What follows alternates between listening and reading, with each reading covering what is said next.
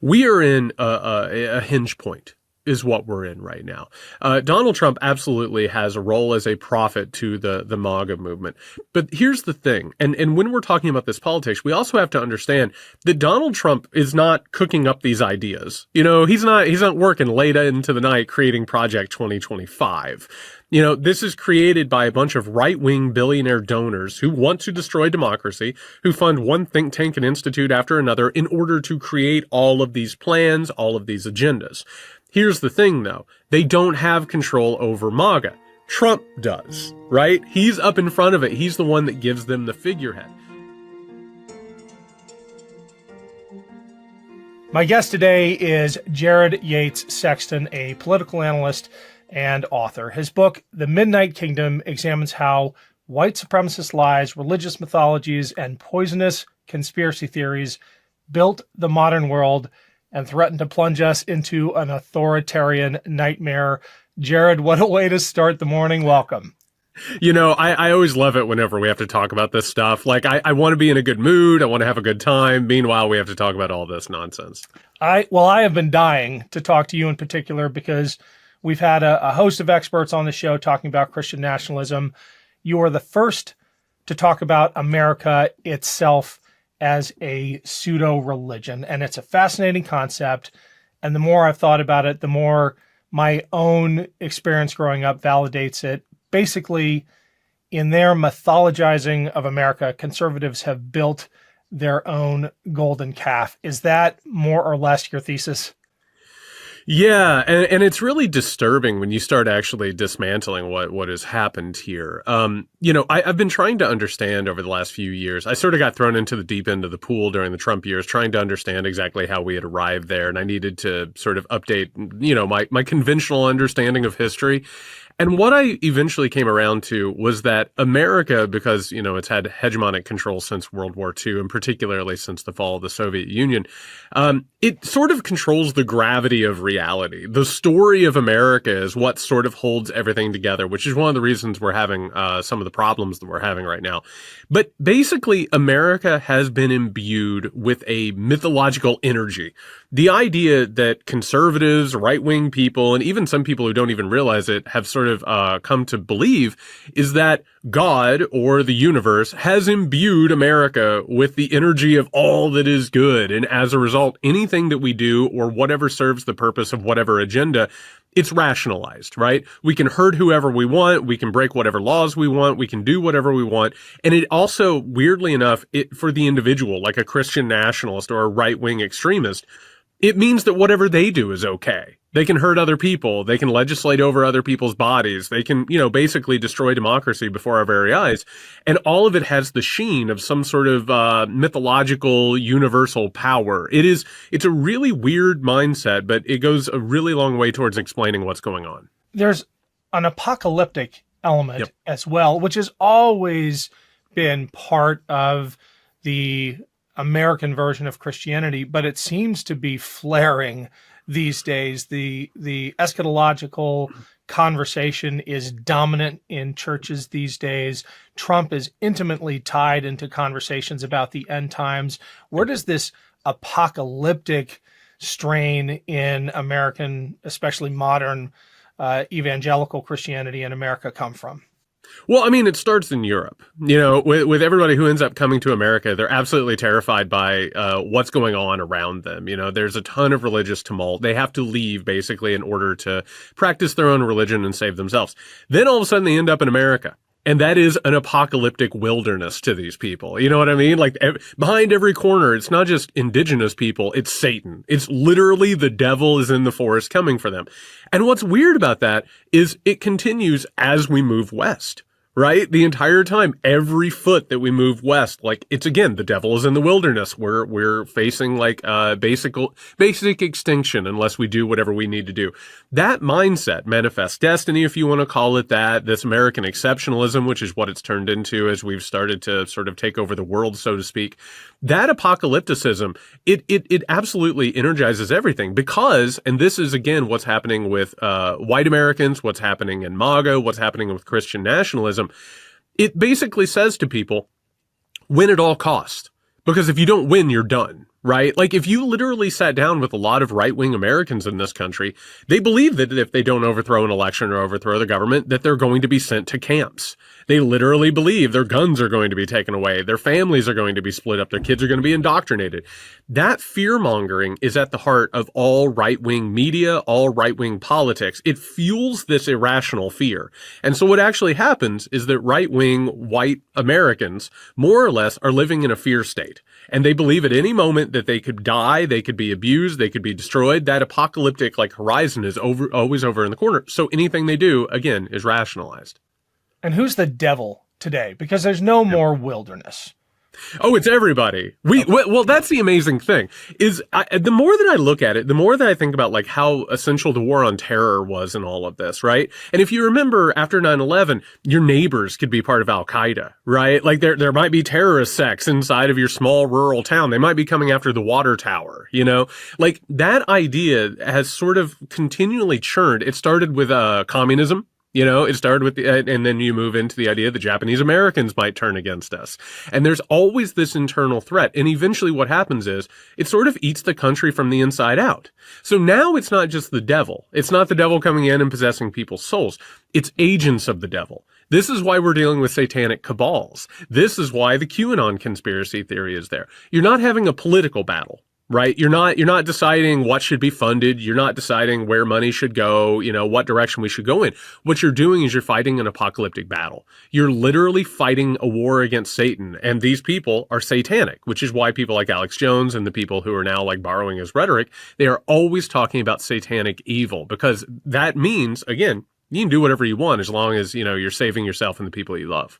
You go all the way back to the Roman Empire to show how that apocalyptic narrative has been exploited to further entrench Christianity. Yeah, when I wrote The Midnight Kingdom, I wanted to go back and I wanted to relearn modern history, and I got back there and immediately I found QAnon conspiracy theories, which blew my mind. I was absolutely shocked that I'm in ancient Rome. But here's the kicker. It was Christians that were being blamed for being satanic cabals, right? Because they were practicing in the darkness. They were abusing children. They were, doing dark, dark things that couldn't be seen. But eventually what happens, and this is actually part of a cycle that if you notice, you can start to predict it, which is why I'm personally very worried about what's going on. And also every single day brings new evidence that this is happening. These cycles of power repeat each other. And when you start to bring in the ideas of Christianity, these sort of mythological elements that we're discussing, when they heat up, and when you start talking about satanic cabals, you start talking about these conspiracy theories, you start talking about winning at all cost, that coincides with major political, economic, and socio-economic problems. And so what ends up happening is that those stories that we're talking about, they continue. I traced it through Rome. I traced it through millennia, basically, from ancient Rome, all the way to the invasion of Ukraine. They're the same stories that keep getting told because they further power. And as they further power, things change, but they always sort of remain the same. And the situation that we're in right now mirrors these other situations where authoritarian energies built and built and built, and then eventually push things further to the right and oppressed people. You write this in The Midnight Kingdom, and I think it's a fantastic distillation. Fascist movements both created the appearance of a new religion while sanctifying sacrifice. They told men they should embrace patriarchy and the sacrifice of labor, while women should embrace their roles in the kitchen and in the home for the good of the nation. This is the whole point. This is politics or a political movement co-opting religion, sanctifying the state to create a power structure that perpetuates that movement. Yeah, and what happens is eventually things start to break down. I know it's not going to be a surprise to you or your listeners and viewers, but things are not going great. America's in trouble right now. The sort of the America that we thought that we were going to get or that we thought that we lived in is sort of falling apart. And when that reality that you and I were talking about earlier starts to fragment a little bit, you need to replace it with something else. right? So you and I could have a discussion about, I don't know, social justice, about actually making things fairer, actually reforming things. Or the right comes in and says, no, we need to renew the old things, right? We need to go ahead and bring back that old time religion. On top of that, it's very strange, right? That every time you start talking about these conspiracy theories and you start talking about these new authoritarian religions, such as Christian nationalism, MAGA, you name it, it is always based on the power center being a white male, the patriarchal white male in charge of a family. It's always strange how that happens and how like that, gives them more power and centers them at the center of everything. But what you end up finding is that authoritarian movements, whether it's the fascists, it's the Nazis, whether it's people before them, the Confederates in America, right? What they always do is they take religion and then they dive into it and then they twist it. Right? They start turning it into their own story of how they are correct and they should have all the power, which is, again, what is happening with MAGA, with Christian nationalism, with authoritarianism around the world right now. You just used the phrase authoritarian religion. And I would love to pick that apart, because authoritarianism itself is the culprit. And it might be at least an outwardly a religious regime. If you look at Stalinist Russia, even better example is Kim Il-sung's invention of modern North Korea, all the way down to Kim Jong-un. And that is, on the surface, an atheistic state, but it is just as religious in its conception of authoritarianism as what we're seeing evolve in the U.S. Yeah, I was actually really shocked when I was researching the Midnight Kingdom and I got to Stalin and I realized they created their own religion. Yes. It was Vladimir Lenin. Like they turned Vladimir Lenin into Christ. And actually all of the stories from Stalin were Lenin will rise again. We will create the technology and innovate things that Lenin will rise again. Meanwhile, Stalin is like, I'll take it from here. I'll be the center of this religion. But actually what happens is religion is the shortcut. In the United States, I grew up in an evangelical home in southern Indiana. And back in the 1980s, every service I was at was talking about the New World Order. It was talking about conspiracy theories. It was talking about satanic cabals back in the 1980s, 1990s. People are prepared for this stuff. It's a shortcut. It's a cheat code. It's a hack, right? And basically you come along and you say the New World Order, the deep state, the QAnon cabals. You say those things. It activates an entire framework of understanding, right? People have been prepared for this for a very long time. You can cultivate your own religion, which is what's happening, right? You can go ahead and the Nazis, the fascists did this as well. Nazism starts with positive Christianity. Fascism starts with the Catholic Church. What you do is you take that framework that people have and you use it, you abuse it, you pervert it, and you turn it into its own thing. And eventually it takes off as its own religion. Cultural decadence, or the perception of cultural decadence in America, seems to be the provocation that is triggering this response on the right. I think a lot has been written about that. I don't think you disagree with that. The part that really is jarring to me is their selection of Donald Trump as the standard bearer to fight back against cultural decadence. How do they square those two? They just simply don't. I mean, the amazing thing about it is if you actually listen to Donald Trump, it's amazing for all of the flags of him, like on Rambo's body, or like these memes of him as like some sort of a powerful warrior. This is a New York socialite who likes to talk about like gossip. He likes to talk about, Broadway musicals. They simply throw that out the same way, of course, that the Nazi party threw out the fact that Adolf Hitler, their great warlord, was an artist. Right? It's simply the idea that they need something there. And if you take a look at all of this, that degeneration idea, fascists love this idea of what's called kyklos, which comes back, from ancient Greece. This idea that like, oh, things have degraded. Right? And you'll notice that whenever you talk about things being degraded, it always has the same things. Women have more power. right? They're allowed in the workplace. They're allowed to have their own independent lives. Gay and trans people, and this was the exact same, again, in Europe in the early 20th century. It's the exact same before that. Gay and trans people are suddenly allowed to live authentic lives. All of a sudden, compassion and empathy is at the heart of things. The economy starts moving towards more information and collaborative ideas. The world starts working together. And that is blamed because, again, surprise, surprise, the white male and that aggressive maleness is not at the center of it. So they don't care who does it. They don't care if that person wears a uniform and they've never worn a uniform before. They don't care if that person is like strong or weak or whatever. Whoever goes ahead and plays that card, they're ready to go. Well, your framing of cultural decadence might help explain the elevation of Trump as the bastion against it, because you pointed to increasing rights for gay and trans people, for women. I can't remember if you left out race, but that's probably at the top of the deck when it comes to changes that the other side would describe as decadent and a marker of American decline.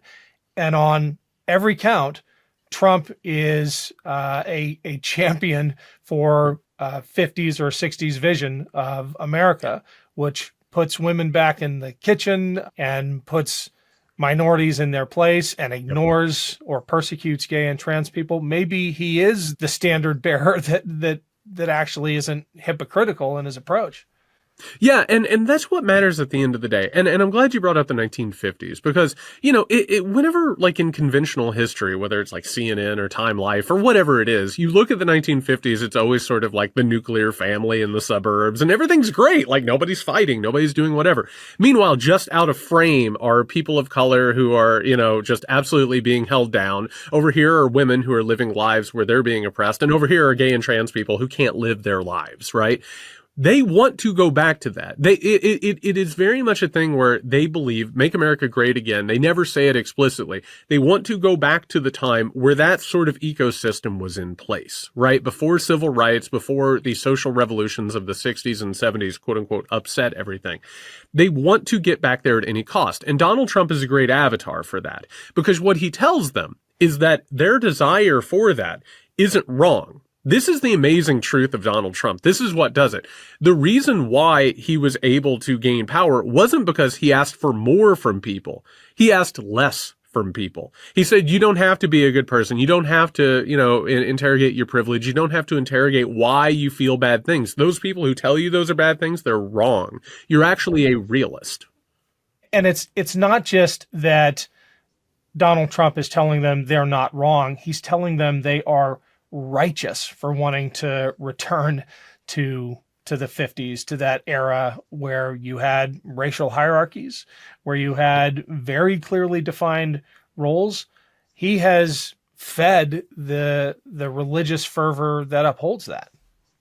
Yeah, and I'll tell you something that's really odd for me. I am surrounded by people, family, neighbors, people I love and care about who just have absolutely gone down the MAGA rabbit hole. You know, I've seen people that I love and care about just absolutely advocate some of the worst things imaginable.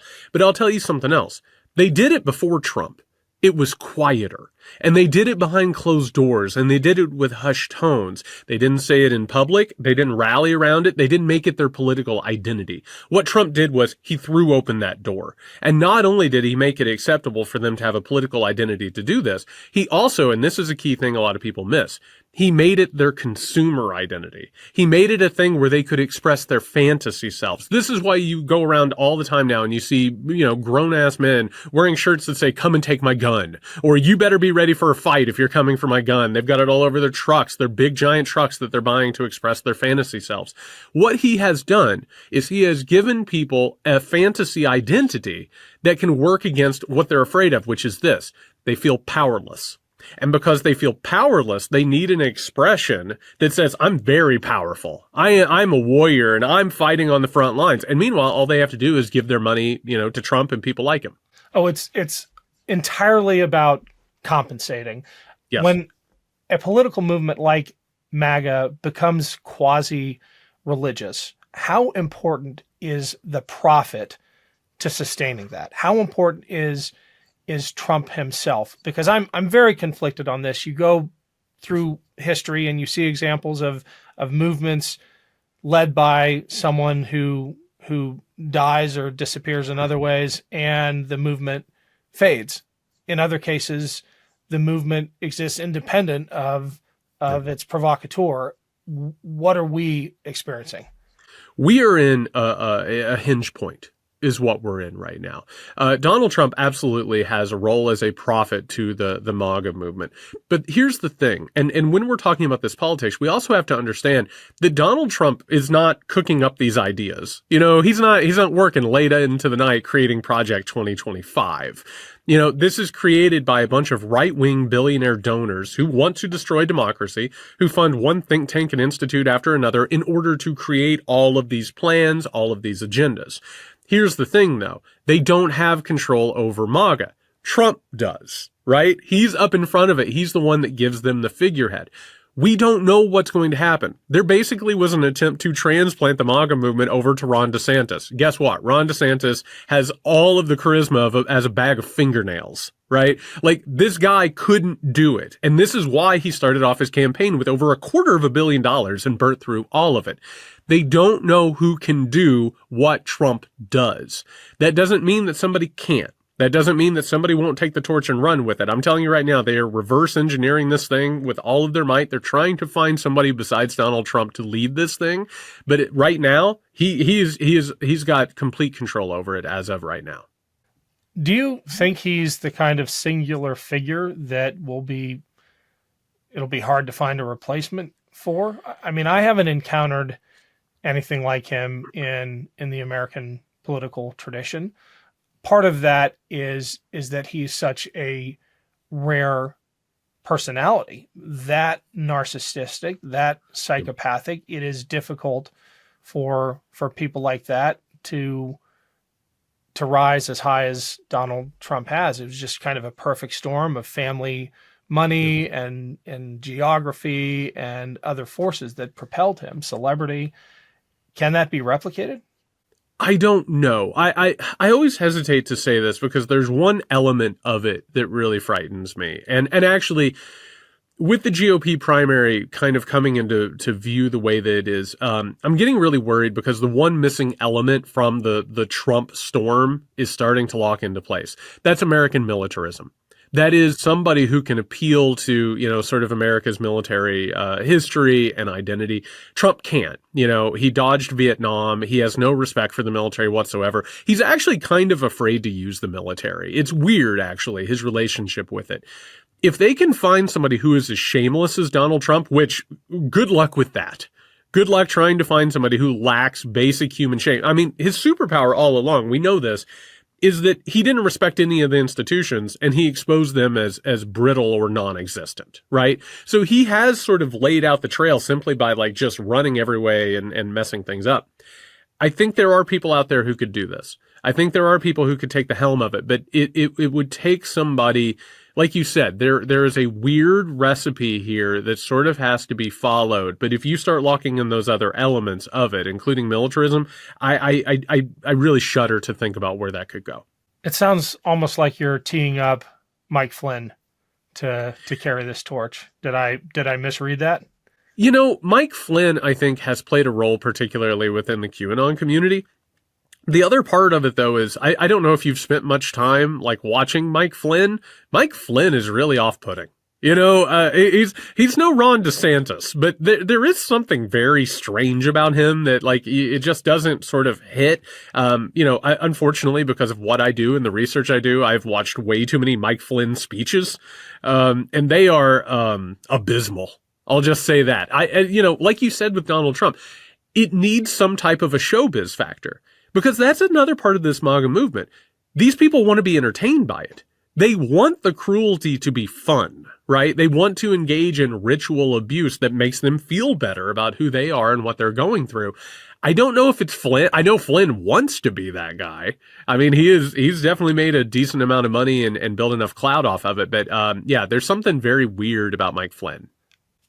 Well, the way you describe their attachment to Trump and MAGA suggests that it's superficial, that absent the entertainment factor and the way it makes them feel, there's no real ideology there or no real sense of of devotion or purpose? If that's the case, does that suggest there might be a breaking point? Well, I mean, MAGA is a fantasy environment. It's a pseudo-populist movement. Basically, the people who have created the problems in this country created a pseudo-populist movement to capture people and tell them, hey, we didn't do this. Those people did it, right? I mean, it's complete fabrication top to bottom. But I'll tell you the ingredient of it that goes along with what you're saying. People, and you know, I don't know if you remember this, but there was a rally, I want to say it was a couple of years ago, where Trump basically left all of his like people at a rally to, you know, almost get hypothermia, like in the winter. Like he just got out of there and they were left like standing outside. And people are like, oh, is this where people leave the MAGA movement? No. The thing is, they like being abused by him. And by that, I mean that a lot of these people, and this is part of the research I'm doing for my new project, like they are looking for the replication of the abuse that they've suffered at home, in their religious communities, in their communities. And basically, there is a relationship where they kind of love that Donald Trump doesn't respect them. You know, and that's one of the reasons why they don't expect him to do anything for them. They simply want their pain and their anguish to be projected onto other people. So there is there is a weird recipe here that's being followed that I don't know if it can be replicated, but if it is, if they can figure out how to do this, I mean, it's already dangerous. It would get a lot more dangerous very quickly. Thanks for watching, everyone. I am trying something new, a Patreon page. It's a way you can support the show and make sure we can keep bringing you this content.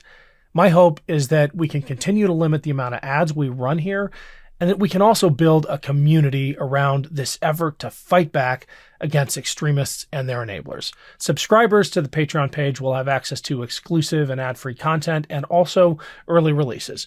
Please consider helping us out. Go to patreon.com/Ken Harbaugh or click on the link below. We're just getting started with this, so your support early on will make a huge difference in building real momentum. Thanks so much for helping out. Most clothes are uncomfortable or too tight or never actually the size you really are, not to mention the annoyance of trying to put a good outfit together. Everyone wants to dress their best and look good at all times because, frankly, it's a confidence booster. So here's the deal. Men's closets were due for a radical reinvention, and Rhone stepped up to the challenge. Their commuter collection is the most comfortable, breathable, and flexible set of products known to man. They help you get ready for any occasion with the Rhone Commuter Collection, which offers the world's most comfortable pants, dress shirts, zips, and polos. You never have to worry about what to wear when you have the Rhone Commuter Collection. Their 4-way stretch fabric provides breathability and flexibility that leaves you free to enjoy what life throws your way, from your commute to work to your 18 holes of golf. It's time to feel confident without the hassle. With Rhone's wrinkle release technology, wrinkles disappear as you stretch and wear the products. It's that easy.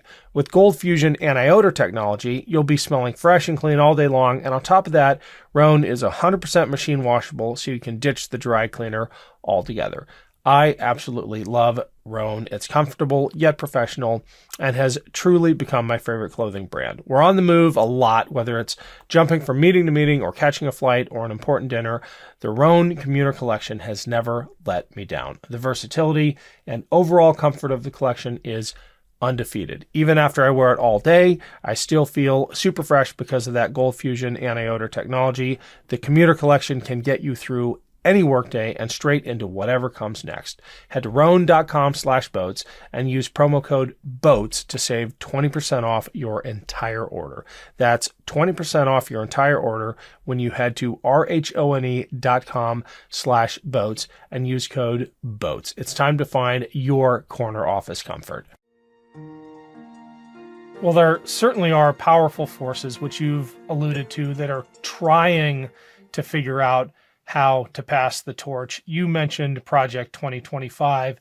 Can you give us, I mean, it's over 900 pages, so don't give us the full version, but what should we be most worried about when institutions, vaulted institutions like the Heritage Foundation, start drafting blueprints to dismantle American democracy?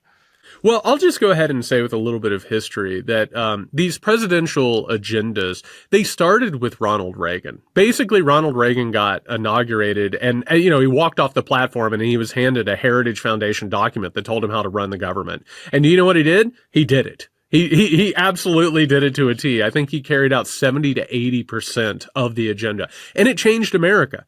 It basically gave us the modern world that we have because a bunch of billionaires and all of their associations came together, told the president how to do things, and basically let Ronald Reagan go out and, sell it to the public. Donald Trump got the same agenda in 2016 or in 2017 when he became president. He carried out, I think, another 70, 80% of that agenda as well. Here's the thing. They were not ambitious enough in his first term. They weren't prepared. They didn't understand how effective of a tool Donald Trump was or how he was going to carry out their agenda.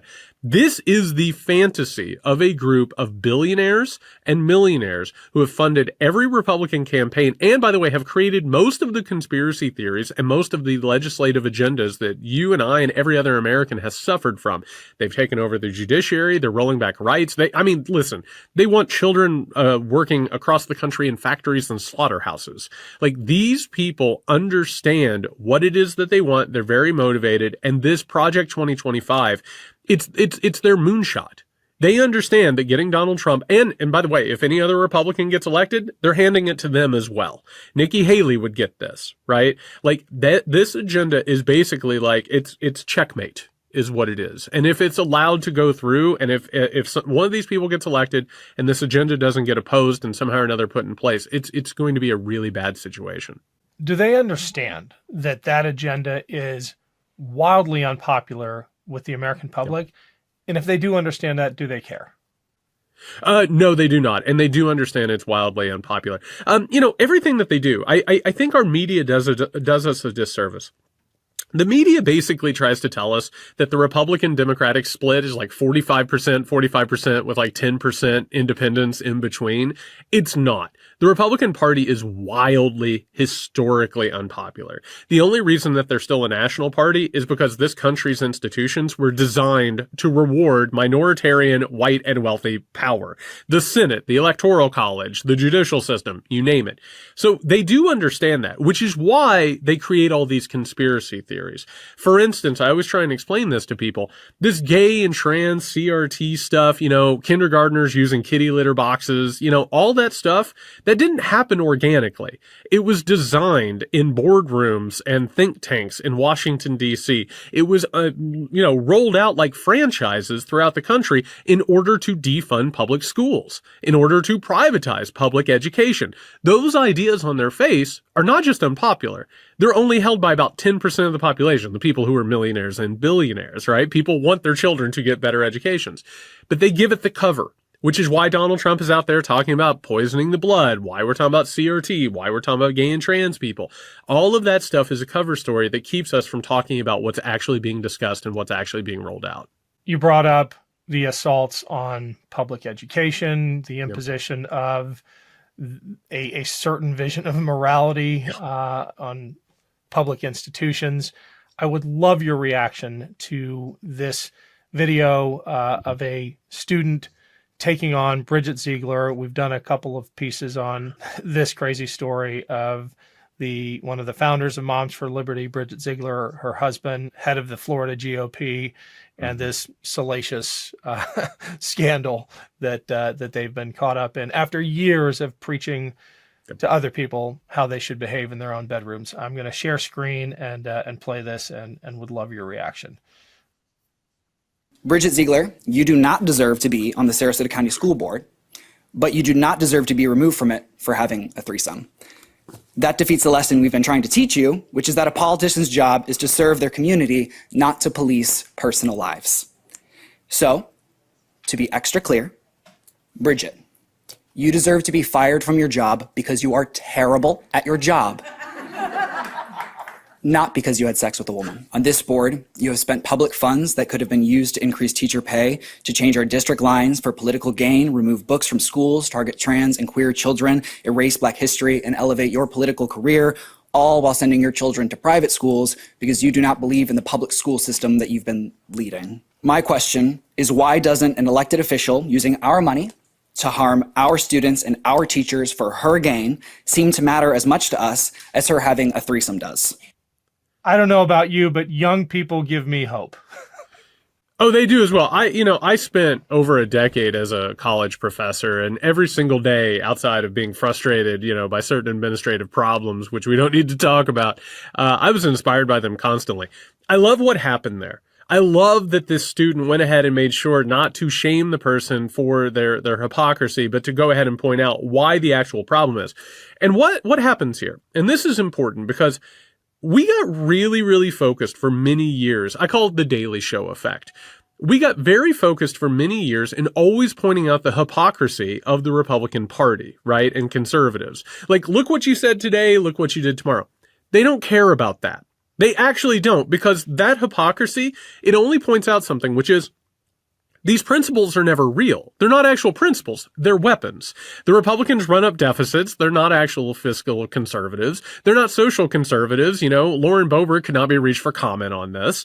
They're not interested in small government. They want government everywhere. What they are interested in is they're interested in a two-tiered reality, which is a reality where they can do whatever they want and other people are going to, be put in their place. And, whether it's the legal system or the government or economics, you name it. And here's the reason why. Deep at the heart of the Republican Party and conservatism is the idea of what's called a natural hierarchy. They truly believe that they are better than other people and that democracy gets in the way. This has been the same thing from the very beginning. It's at the heart of all the arguments we're having. This is why they don't care about giving up national secrets when Trump is president. This is why they don't care about running down America when they're not in power. It's because it does not matter. The only thing that matters is that they get what they want. The hypocrisy is just one of the features. It's not a way to necessarily destroy them, because those principles were never real to begin with. You believe that we're living through an epical moment. Can you explain that and hopefully offer a vision for how we come out of this stronger? Yeah, I'll try and do this as quickly as possible. We have been on this train for a very long time. Trump is a symptom of a much, much larger illness. A healthy, well-run country does not elect Donald Trump president. This doesn't happen. Basically, over the last 50 years, we have watched a redistribution of trillions of dollars on purpose from middle and working class people to the wealthiest. We've created a historic inequality. Guess what history tells us? When you have that inequality, things don't work. Eventually, things start breaking down. And when things start breaking down, and when America, which has been completely co-opted by these things, and again, Midnight Kingdom, I looked at the history of corporations and the wealthy. You know what happens when they get that historic wealth? They start to buy off the government. They start to corrupt the government. All of a sudden, you look around, you don't have representative government. You have basically a tool of the wealthiest people, which is what has happened. We have reached a point where people do not have trust in this government. We've reached a point where people do not have trust in this country. Now we're facing a crisis in which things are not going to work unless something changes. So either we go ahead and we start making sure that people can live better lives. We start living up to those principles that we're talking about, and we create a fairer and working society, or the authoritarians, who are backed by the same people who also back the Nazis and the fascists, because these things happen every single time the exact same way. They are going to go ahead and implement changes in this country that are going to make our lives much, much worse. The answer is this, and this is why I'm optimistic. You have people with absolutely no training starting unions and beating up historically wealthy corporations. They're holding up Starbucks and Google and Amazon. That, the UAW racked up major wins this year, Which cascaded. On top of it's a giant movement. Yeah. And yes, they've done it without a lot of political help. They've been political orphans largely. On top of that, you brought up young people. They don't have time for this nonsense. They're tired of it, and they're demanding things change. This looks a lot like the 60s and the 70s looked. We are sort of coming to this point. And the good news in all of this is when the authoritarian right does rise up in power and starts carrying out power plays like the one that we're watching right now, there is always a counterbalance. There's always a group of people that say, no, this is terrible. We need to fight against it. There is hope here, but it's going to take grassroots work, and it's going to take us realizing that democracy is more than showing up at the voting booths every 4 years. It is a lifestyle, and it's a way that you have to carry out your entire existence. The effectiveness of that counterbalance, though, in our context, depends on democracy working. And let me give you the terrifying case in point that we're living through in Ohio right now. We passed by an overwhelming margin issue 1, which is supposed to codify reproductive rights in our state constitution. Do I need to tell you what the Ohio State Legislature, run by Republicans, has decided to do with that referendum? Do you know the backstory? I'm absolutely shocked to discover gambling in this establishment. So that's the weak point in our system. The assumption is that if the democratic will can be expressed, the ship can right itself. But in situations where the democratic will is expressed and ignored, how long before the pitchforks come out? Well, I'll go ahead and say this. One of my biggest disappointments is, as Roe v. Wade was struck down by a stolen Supreme Court, the response was not just inadequate, it was shameful. You know, basically, we have left God knows how many women and people in red states completely without any representation, or, you know, we're only starting to see the real consequences of this. You know, and I've heard a lot of strategists and communications people say, oh, this is great for voting. No, it's not. You need to take care of people. I also lived in Georgia for over a decade. You know who's exhausted? People of color in the South who have been working day in and day out to register people to vote. And basically all they've heard is, oh, that's great. I'm glad you're taking care of it. These are things that have to be addressed. And this is one of the reasons why people do have a frustration with the Democratic Party, is because they'll say a lot of the right things, right? They'll go ahead and tip their cap to like these things that are happening. They don't feel like there's any institutional push behind these things. So you do have people in so-called red states who feel like they've been abandoned because they have been abandoned. I think Ohio is a great example of this. Basically, because we don't have a 50-state strategy, Ohio is like, well, we can't do anything there. We're not going to use any resources there. Same thing with Florida, right? Like, these are states that have just been almost completely abandoned because of electoral map. But you're right. These people have been pinned into these places. These legislatures have gone, they know what's happening. They know they're historically unpopular. They know this is their chance to go ahead and try and disenfranchise people and try and rig the game. And so that's what they're doing. And, you know, it's only predictable. We all knew this was coming, and now it's happening.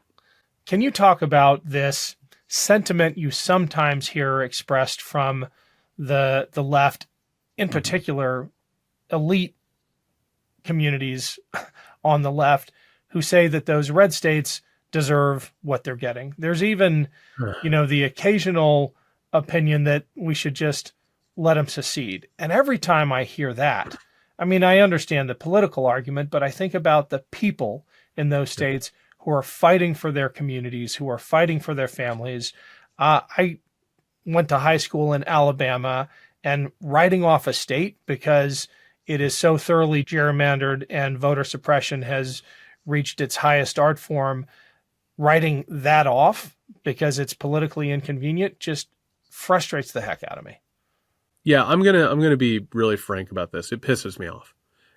You know, I've lived in red states my entire life. I know plenty of people who are trying their hardest. They're there because their family's there, or by the way, they're there because they're cheaper to live in because they've been sort of hollowed out. You know what I mean?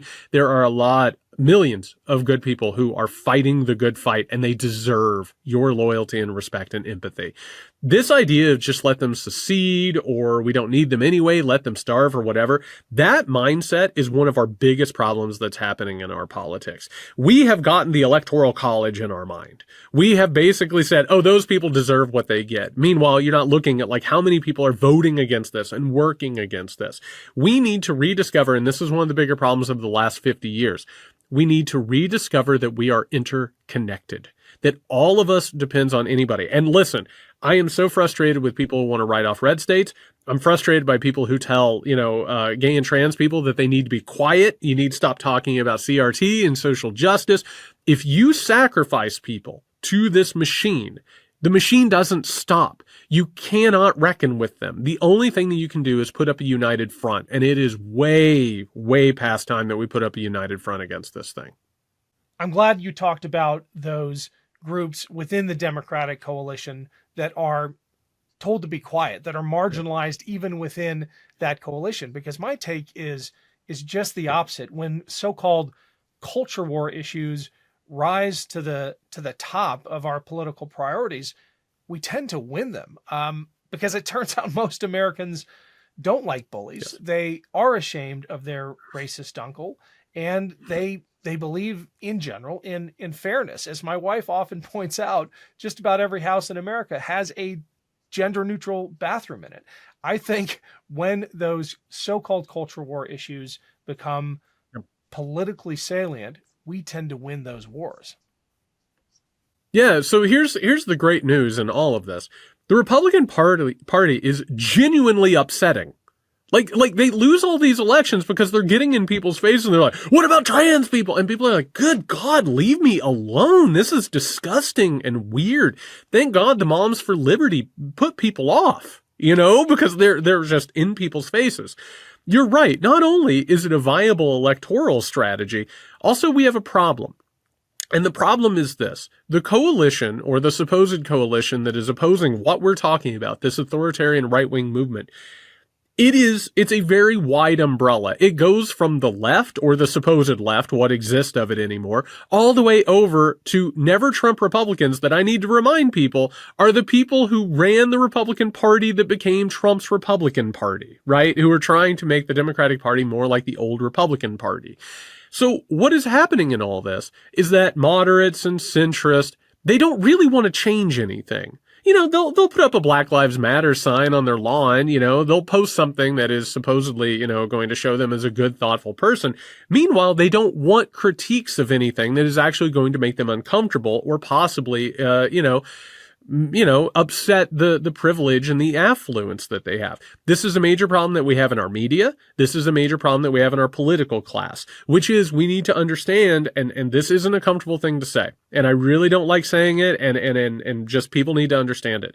When fascist and authoritarian regimes grow, that middle that we're talking about, it splits. Some of them end up against it, and a lot of them end up with it because they're you read a lot of things from the 30s. It's like, oh God, Hitler is a brute, but I'm glad that he's opposing the communist, right? Like there's a lot of that happening in this country. Our understanding of our politics isn't nuanced enough. We need to update it because these are serious times and we need to get serious about it. I want to read for you to close us out one of my favorite paragraphs from your book and would just love your thoughts on it. You say, wielding the remaining elements of cultural Christianity, including its prophecies of hidden machinations and fear of persecution, conservatives have continually attempted to destroy liberalism, taking advantage of opportunities to crack down on individual liberties and reassert control lost in liberalization. Yeah, so if you actually take a look at history, the founding of the United States is really weird. It, of course, was like a patriarchal, elitist formation, but also, you know what? They recognized that religion had created years and years of war and death. They looked over at Europe and they looked at the fight between Catholicism and, evangelicalism, and they said, we don't want any of that. And so basically they tried to construct a system that could get beyond that. From that very moment, from the moment of the Enlightenment, from the moment that the idea of liberal democracy was supposed to exist, conservatives, and this is telling, when it happened in America, when it happened in France after the Revolution, what did they say? Satanic conspiracy. The Jews are doing this, right? They've been against it from the very beginning. When it works for them, oh, absolutely, they love the will of the people. When it works against them, they want to utterly destroy it. And we are at a point where it works against them. They are looking to destroy it and completely subvert it. Jared, thanks so much for joining us. We got to do this again. Absolutely, anytime. I loved it.